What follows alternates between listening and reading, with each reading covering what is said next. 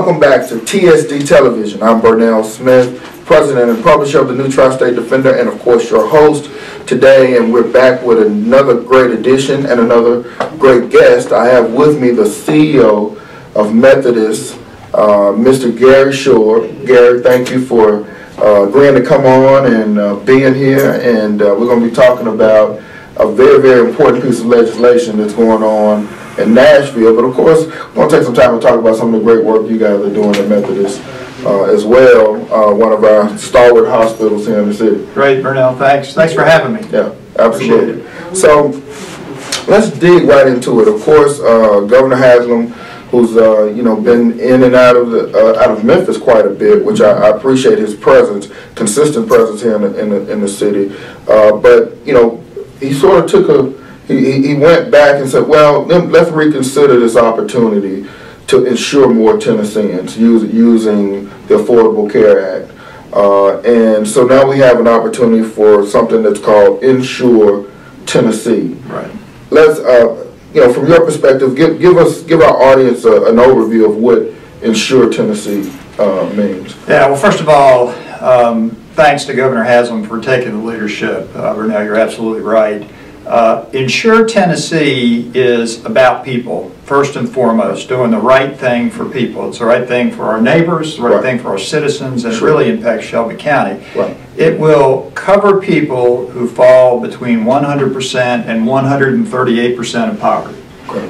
In Shelby County, that's 67,000 people. In the state, it's 400,000 people. So this is a big deal. Wow. It really is. It also provides over $1 billion in funding over a 2-year period to the state. There's not an economic development project you can imagine that provides that kind of funding.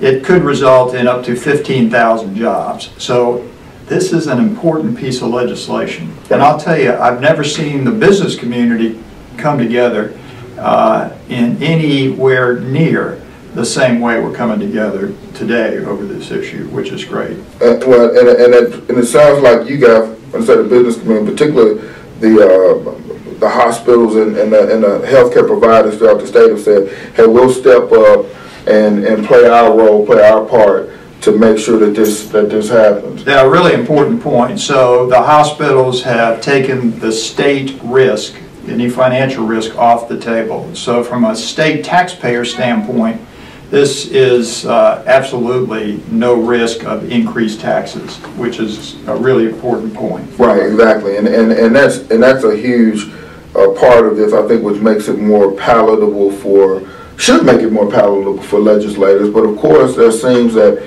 there are some legislators that are a little antsy about doing this at all. So what does that battle look like right now? Well, that's a great question. So I guess one way to characterize it is from an email I got today from one of our representatives, and he, in response to an email I sent him saying support it, his response was, well, I just can't support something that covers able-bodied people, number one.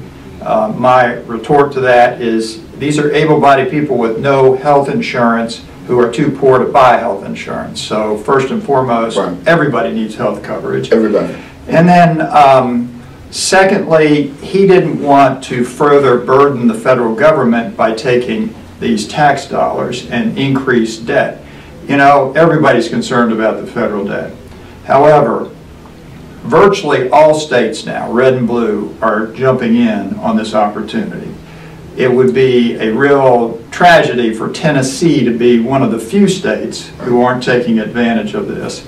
And there are other ways to cut the federal deficit without impacting so many people in such a negative way. Yeah, and I agree with you from the standpoint that when you look at the pressure that it puts on our healthcare system relative to that 67,000 people that you mentioned that now primarily use our emergency rooms as a primary form of care, which is probably the least, and you know this better than I do, but probably the least efficient way to get the kind of care that they need. It is the most expensive, and generally people wait until they're really sick to come into the emergency room, because it's not a great experience no matter what emergency room you go into, despite our efforts to make it a more pleasant experience.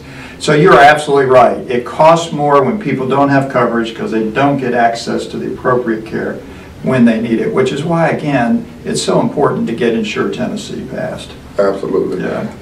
In terms of that, so, you know, looking at this, you know, there was some caveats that have been put into it. So it says automatically terminated if federal funding or support from the hospitals is not only goes away, but if it's modified in any way. Correct. from what's here. So that's an important part of how this bill is structured. It is. Again, it mitigates the risk of increased taxes or increasing the state's financial burden.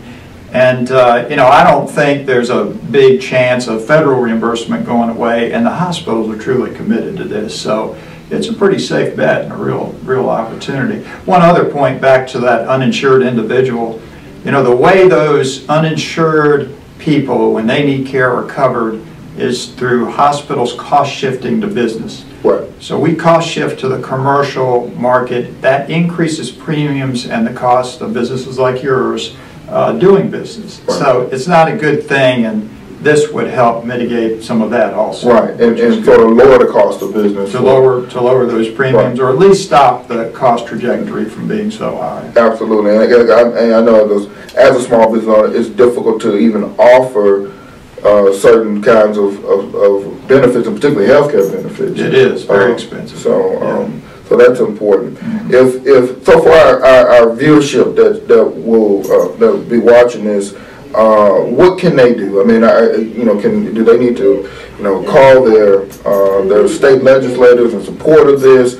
What sort of efforts at a grassroots level, if you will, can be done to support this bill? And when do you I know this vote is going to be coming up pretty soon. So, what can they do to really make this happen? Well, great question. Special session starts on Monday and will run through most of next week. Right. So February 2nd through the 6th or 7th. And call your state legislature, your senator, your representative.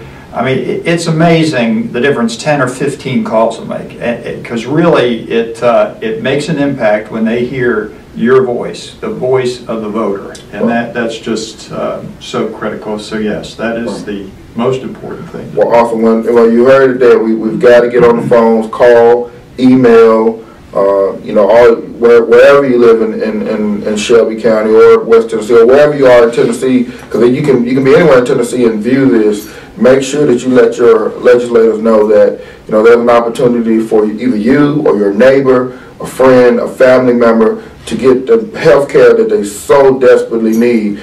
So transition a little bit in the last few minutes. Let's talk a little bit about Methodist. One thing I really want to commend you on is the work that Methodist has done to increase its spend, particularly with minority businesses. Mm-hmm. You guys have really become a model organization for that.